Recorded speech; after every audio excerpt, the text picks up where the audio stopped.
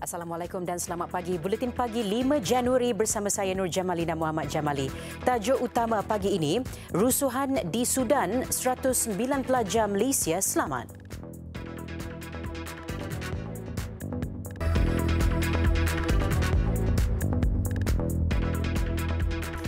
Seorang lelaki warga Yaman mengaku tidak bersalah di Mahkamah Magistrate Petaling Jaya atas tuduhan memandu secara berbahaya hingga menyebabkan kematian seorang peragut 2 tahun lalu. Muhammad Syauqi Ahmad Zawkari, 27 tahun, membuat pengakuan itu selepas pertuduhan ke atasnya dibacakan di hadapan Magistrate Muhammad Nur Hafizuddin Yusof semalam. Mengikut pertuduhan, Muhammad Syauqi didapati memandu secara berbahaya sehingga menyebabkan kematian Muhammad Azizi Abdul Aziz di hadapan bangunan One South Sri Kembangan pada jam 2.51 pagi 30 Julai 2017. Tertuduh didakwa mengikut Seksyen 41-1 Akta Pengangkutan Jalan 1987 memperuntukkan hukuman penjara sehingga 10 tahun serta denda maksimum RM20,000. Mahkamah membenarkan tertuduh diikat jamin RM4,000 dan menetapkan 11 Februari depan untuk sebutan semula kes. Kejadian itu dilapor berlaku ketika tertuduh sedang minum di sebuah restoran sebelum bagnya diragut Muhammad Azizi yang kemudian melarikan diri dengan menggunakan sebuah motosikal. Tertuduh kemudiannya bertindak mengejar mangsa dengan kereta sebelum melanggarnya. Mangsa meninggal dunia di tempat kejadian kerana kecederaan parah di bahagian kepala selepas dikejar sejauh kira-kira 3 kilometer.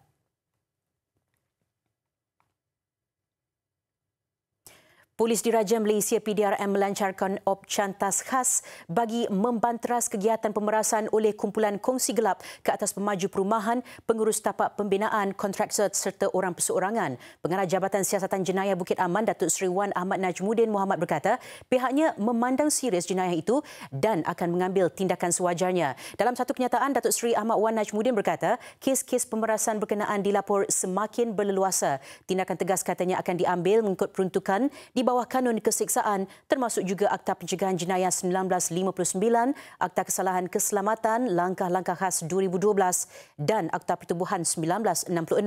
Orang ramai yang mempunyai maklumat berkaitan aktiviti pemerasan diminta menyalurkannya kepada pihak polis menerusi talian hotline yang diwujudkan di seluruh negara. Kerjasama daripada masyarakat katanya amat signifikan dan berupaya memberi impak positif kepada keselamatan dan kesejahteraan awam.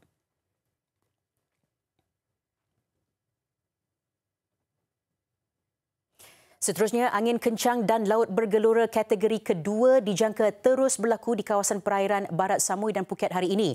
Jabatan Meteorologi Malaysia (MET Malaysia) dalam kenyataan memaklumkan angin berkelajuan 50 hingga 60 km sejam dengan ombak mencapai ketinggian 4.5 meter, bahaya kepada semua aktiviti perkapalan dan pantai termasuk menangkap ikan dan perkhidmatan feri. Jabatan itu turut memaklumkan angin kencang dan laut bergelora kategori pertama dijangka berlaku di kawasan perairan Timur Samui dan Selat Melaka Utara dalam tempoh sama. Keadaan yang sama juga dijangka berlaku di kawasan perairan Perlis, Kedah dan Pulau Pinang. Angin berkelajuan 40 hingga 50 km sejam dengan ombak mencapai ketinggian 3.5 meter, bahaya kepada bot-bot kecil, rekreasi laut dan sukan laut.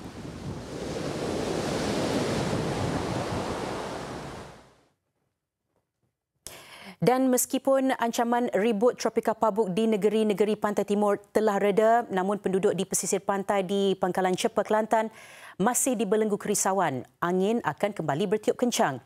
Ikuti laporan wartawan Shanun Hanif Abdullah Suhaimi. Di Pantai Cahaya Bulan, peniaga mula berniaga semula selepas hampir seminggu menutup perniagaan kerana bimbang dengan tiupan angin kencang. Hari ini Kak rasa boleh berniaga. Ombak pun tidak berapa kuat lah. Semalam macam mana?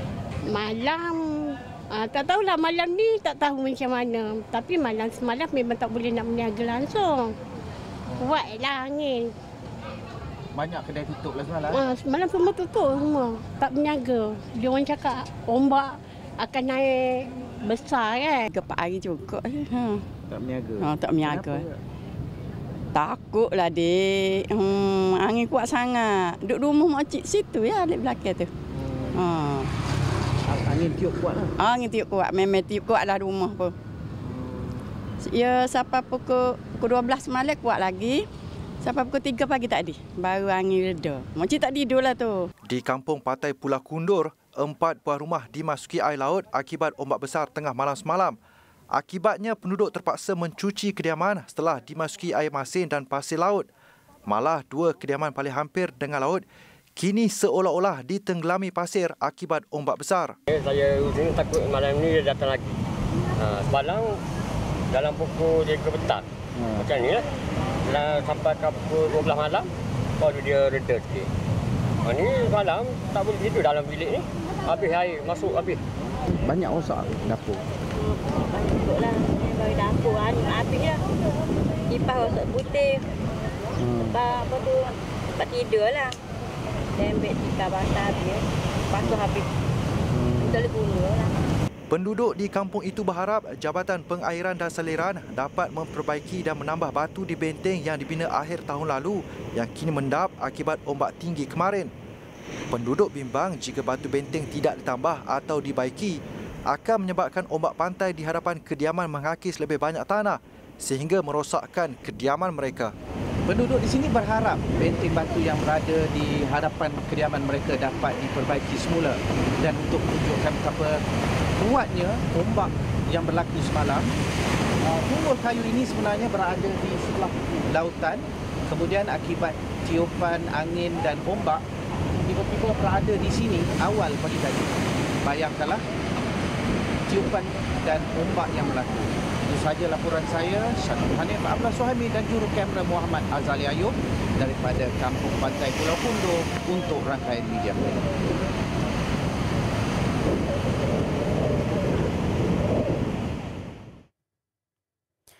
Semua penuntut Malaysia di Sudan selamat dan menjalani aktiviti harian seperti biasa. Dalam satu kenyataan Kementerian Pendidikan, setakat ini 5 pelajar sudah pulang ke Malaysia, manakala baki 104 pelajar masih berada di Khartoum. Penuntut yang tinggal di Sudan bagaimanapun dinasihatkan mengambil langkah berjaga-jaga. Pergolakan berlaku sekitar Khartoum membabitkan kawasan Araba dengan jarak kira-kira 10 hingga 15 km dari penempatan penuntut Malaysia. Kawasan lain berlaku rusuhan termasuk Adbara dan Gedarif. Jarak dua lokasi berkenaan sejauh 350 km dari Khartoum. Pada kejadian 19 Disember lepas, 105 penuntut Malaysia dilaporkan terperangkap susulan pergolakan di negara itu. Rusuhan menyebabkan beberapa universiti terpaksa ditutup sejak 2 minggu lalu. Panglima Angkatan Tentera Malaysia, Jeneral Tan Sri Zulkifli Zainal Abidin dilaporkan berkata, ATM bersedia menerbangkan pesawat tentera udara Diraja Malaysia ke Sudan bagi membawa pulang penuntut Malaysia yang terkandas.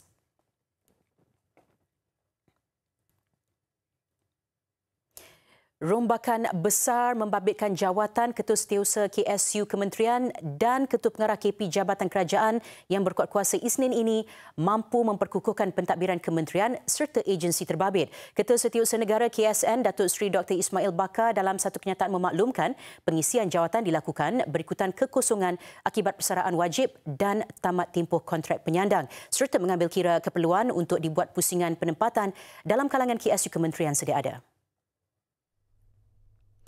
Menurutnya, pelantikan baru itu langkah pembaruan kepada perkhidmatan awam yang menjadi elemen penting dan tulang belakang pentadbiran negara. Seramai 12 KSU terbabit dalam pertukaran berkenaan iaitu 7 membabitkan pertukaran kementerian manakala 5 lagi membabitkan kenaikan pangkat.